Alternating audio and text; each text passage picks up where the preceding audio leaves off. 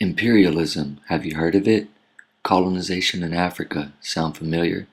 If you are like most Americans, you have probably learned about imperialism in Africa in ways that undermine, gloss over, and even omit African suffering and conflict. Even when looking at the teaks, neither Africa nor Africans are mentioned. Today's teaks simply expect that students are 1. Able to identify the major political, economic, and social motivations that influenced European imperialism, as well as 2. Explain the major characteristics and impact of European imperialism. After an analysis of 3 world history textbooks, imperialism in Africa, better known as the Scramble of Africa, was presented in a variety of ways, all of which at times gave skewed portrayals of the event, leaving many questions unasked and unanswered. Prior to 1880, only a small portion of Africa was under European control. Within the next couple of years, motivated by the Industrial Revolution, interest in trade, and desire to build wealth and empires, several European nations set their sights on African territories. Conflict arose between the competing nations, so they called a conference in 1884, the Berlin Conference, in which, with no African rulers in attendance, they decided how they would partition Africa. After this meeting, Africa would never be the same. In the next 30 years, by 1914, over 90% would be colonized. Only 2 countries remained independent.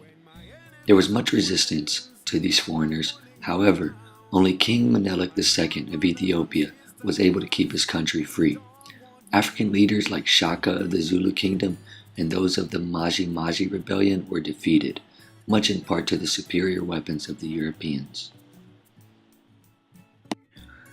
Looking at all 3 textbooks, there are similarities between them all regarding Europe's imperial motives.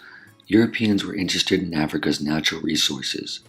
Many European powers wanted a piece of African land, and they were all doing so under beliefs of superiority, as well as the guise of humanitarian efforts and religious motives to fulfill the white man's burden.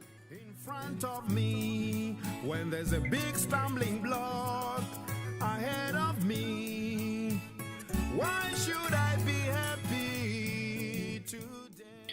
In examining all the textbooks in Wordle form, I found hardly any differences. British, European, Africa, Africans, control, they all stood out. In doing an analysis with the class, I believe it would be useful to examine the less noticeable words, as these often have entailed some of the most interesting and informative stories.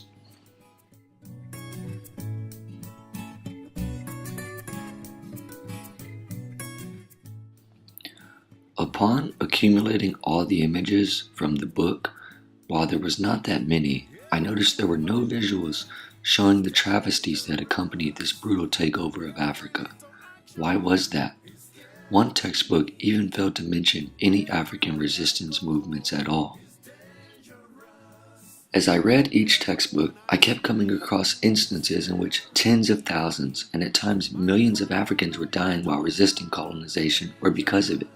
Statements such as, millions of workers died from overwork and disease, or quickly put down by the Germans who killed tens of thousands of Africans, as well as Germans recorded 75,000 resistors dead. I was left wondering how something like this was even possible. Picturing it seemed and still seems out of reach. What effect did this have on Africans?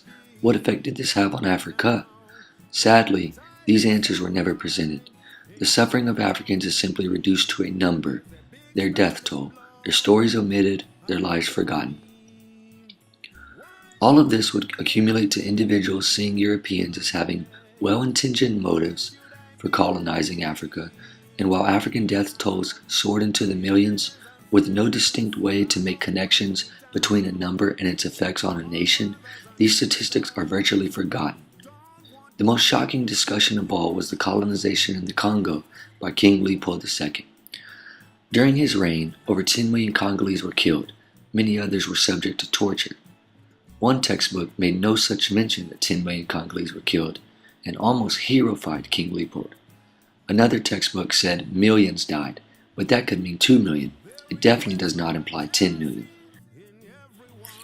What is missing most from these textbooks is any way to make sense of the Africans' lives during this time.